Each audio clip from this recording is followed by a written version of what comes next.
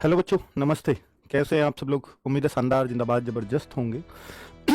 बच्चों, जब जब कोई वैकेंसी बड़ी आती है तो हम सबको एक उम्मीद होती है कि इसमें शायद मेरा सिलेक्शन हो जाएगा और इसमें हो जाएगा। तो हम हर उम्मीद से आते हैं और फिर हम कभी फाइनल मेरिट में रह जाते हैं, कभी कहीं रह जाते हैं।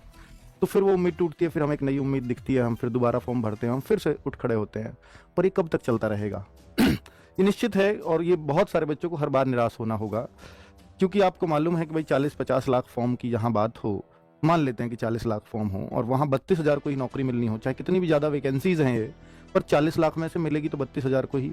बाकी 39,68,000 को तो फिर से निराश लौटना होगा। अब बात यह है कि उन 32,000 में मैं अपना नंबर कैसे डाल पाऊँ, इस चीज़ की हमारी कंपटीशन, इसी को कंपटीशन कहते हैं। और जब भी ऐसी वैकेंसीज आई हैं, मैं हर बार एक निष्पक्ष रूप से एक वीडियो लेकर के आता हूं कि जिसमें मैं आपको बता पाऊं कि किसकी तैयारी आपको किस तरह से करनी चाहिए, क्या स्ट्रेटजी होनी चाहिए। ये मैं कर रहा हूं 2018 की भर्ती जब 41,520, 49,568, उससे लगातार बच्चों को गाइड करते हुए आया हूं।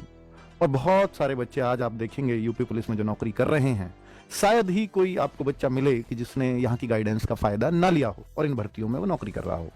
तो भाई, मैं इन सब बातों को इसलिए बता रहा हूं ताकि आप मेरी बात थोड़ा सीरियसली सुने, क्योंकि ये अनुभव आज का नहीं है जो मैं आज शेयर करूंगा। ये बहुत बहुत सालों पुराना है, जो बहुत सारे बच्चों को काम आता है। क्योंकि हम पढ़ाते तो रोज यार, पढ़ाते सभी हैं, सभी अच्छा पढ़ाते होंगे ऑब्वियसली, तभी वो टिक पा रहे हैं यूट्यूब पर। बस बात यह है कि किस बच्चे का कौन सा पॉइंट वीक है और कौन सी बात उसको हिट कर जाए और वो अपने आप को उठा करके ले जाए वहां से। बच्चे खुद ही आपको अपने उत्थान के लिए काम करना होगा।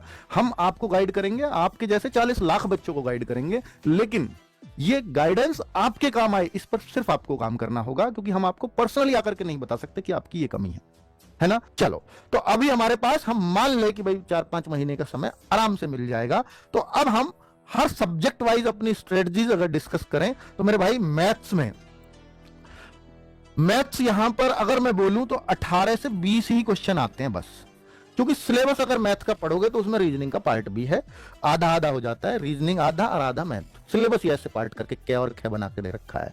तो जैसे 38 क्वेश्चन आते हैं, तो 38 क्वेश्चन में से आधा मैथ आधा रीजनिंग। तो इसलिए मैंने 18-20 लिखा है। कभी 19 भी होता है, कभी 20 भी होता है, कभी 22 भी हो जाता है। किसी किसी पेपर में 22 भी हुआ था इसमें इस बार, ठीक है। और ये जो रीजनिंग है, ये अपना पार्ट तो है ही इसका 37 क्वेश्चन का। 38 और 37 क्वेश्चन के पार्ट होते हैं ना, तो यहाँ 37 क्वेश्चन रीजनिंग के होते ही है, प्लस 19 क्वेश्चन ऊपर आ जाते हैं। तो ये 55-56 क्वेश्चन की बन जाती है। इस तरह का यूपी पुलिस का कुछ सिलेबस है। और ये आपको मालूम है कि 38 क्वेश्चन इसमें आएंगे और इसमें 37 क्वेश्चन आएंगे। ये क्लियर है? तो अगर हम मैथ्स को देखें तो इसका वेटेज काफी कम है। और जो हम मुश्किल क्वेश्चनों पे जाएं तो मुश्किल से इन 20 में से वो 2-3 प्रश्न मिलते हैं, इससे ज्यादा नहीं मिलते। हम अगर मैथ्स को ये सोचें कि हम इन 18-20 क्वेश्चंस को किनारे ही कर दें और बाकी 3 से स्कोर कर लें, तो वो संभव नहीं है सिलेक्शन होना। क्योंकि अब 240-245 की बात होगी। तो मेरे भाई, मैथ्स और रीजनिंग जिन बच्चों के अच्छे, नेगेटिव मार्किंग उनके लिए हमेशा बुरी है, याद रखना इस बात को। जिनके मैथ्स रीजनिंग अच्छे होते हैं, नेगेटिव मार्किंग हो तो उनके लिए फायदा होता है हमेशा। जिनका मैथ्स रीजनिंग में से कुछ खराब हो, उनके लिए नेगेटिव मार्किंग ना हो तो अच्छा है, क्योंकि वो मैथ्स में भी तुक्का मार लेते हैं। और जिनका मैथ्स अच्छा होता है वो तब तुक्का नहीं मारते, अब तुक्के वालों के भी सही निकल सकते हैं। इसलिए कह रहा हूं ये नेगेटिव मार्किंग है ना। चलो, तो मेरा ऐसा मानना है कि अगर मैथ्स को आप 3 से 4 महीने सिर्फ उन प्रश्नों पर दे दो जो आपको आसान लगते हैं। आप हर चैप्टर्स में से ये छांट लो कि ये मुझे, और हर चैप्टर में आसान प्रश्न होते हैं, ये ध्यान रखना। आप देखोगे कोई भी चैप्टर है, उसमें से अगर आपको मुश्किल लगता है ना, तो 80% वो आसान प्रश्न उसमें होते हैं और 20% ही मुश्किल होते हैं। कोई भी चैप्टर आप ले लो, तो उन 20% की तरफ कभी नहीं जाना, ये दिमाग में रखना अपने में, अगर आपको सिलेक्शन लेना है तो। और मैथ्स कमजोर है तब कहता हूं ये बात। तो मेरे भाई, आपको मैथ्स में ये मान लेना है कि मुझे गिनती के 15-20 सवाल करने हैं इस चैप्टर में, और उन्हीं को करना है बार बार। और एक एक चैप्टर में 20-20 तरह की टाइप है। आपको लगता है कि ये 4 तो मुझे कभी समझ ही नहीं आएंगी, तो उन 4 को हमेशा के लिए छोड़ दो। आपको हमेशा वही डिस्टर्ब करता है बस, क्योंकि आप उनके पीछे पड़े रहते हो। आपको लगता है कि यही एग्जाम में आ गया, तो इस वजह से आप मैथ्स कभी अच्छा नहीं कर पाते। इस चीज को दिमाग से निकाल दो कि ये एग्जाम में आ गया, तो वो आएगा ही नहीं। आपको ये मानना है, अगर मैथ्स अच्छा करना है तो, कि मान लो मैंने प्रॉफिट लॉस चैप्टर लिया, प्रॉफिट लॉस में से 20 टाइप के सवाल हैं और ये मुझे 4 टाइप बिल्कुल समझ नहीं आती, तो मैं ये मानूंगा कि ये 4 टाइप एग्जाम में आएंगी ही नहीं, तो मैं अपना मैथ से स्ट्रांग कर पाऊंगा। आप ये मानोगे नहीं ये आ गई तो फिर उस तो का कोई जवाब नहीं, आपका मैथ्स कमजोर रह जाएगा बस। और अगर आपने 20 में से 16 टाइप कर ली मान लो, और 16 आसान होंगी, वो 80% उसमें आती हैं, वो 16 100% आसान मिलेंगी, अगर आप समझने की कोशिश करोगे तो एक बार में समझ जाओगे। 16 अगर कर लिया और आपको मैथ्स कल को स्ट्रांग करने का मन हुआ तो दिमाग में रहेगा 4 ही तो सीखनी है, फिर आप सीख जाओगे, उन 4 को भी सीख जाओगे। अगर समय बचे तो कर लेना, वैसे जरूरत नहीं है, यूपी पुलिस के लिए जरूरत नहीं है, क्योंकि हमें 20 क्वेश्चन में से 16-17 क्वेश्चन सही करने बहुत है, बहुत है। ठीक है, तो इतना करना आप मैथ्स के लिए। रीजनिंग किसी की भी कमजोर नहीं होती, बस प्रैक्टिस मांगती है। 55-56 क्वेश्चंस की रीजनिंग है, इसलिए एक प्रण लो भाई रीजनिंग को भी रोज प्रैक्टिस में रखना है, चाहे मिनी मॉक के माध्यम से, चाहे फुल मॉक के माध्यम से, चाहे कोई प्रैक्टिस सेट्स के माध्यम से। कोई भी प्रैक्टिस सेट्स मार्केट में मिले सब अच्छे होते हैं, रीजनिंग जहां मिले तुरंत लग जाओ उससे, उससे मतलब लड़ना है साथ के साथ। जीएस सबसे बड़ा कंसर्न है ये बच्चों का, सबसे अच्छा किसमें मानता बच्चा, इन दोनों सब्जेक्ट्स में, कि रीजनिंग हिंदी की टेंशन नहीं है, किसी को मैथ्स की टेंशन है, किसी को जीएस की टेंशन है। मैथ्स की थोड़ी सी कम इसलिए भी ले लेता है कि वहां 20 नंबर का है, पर 20 में से 15 सबको सही करने हैं, तभी सिलेक्शन होगा।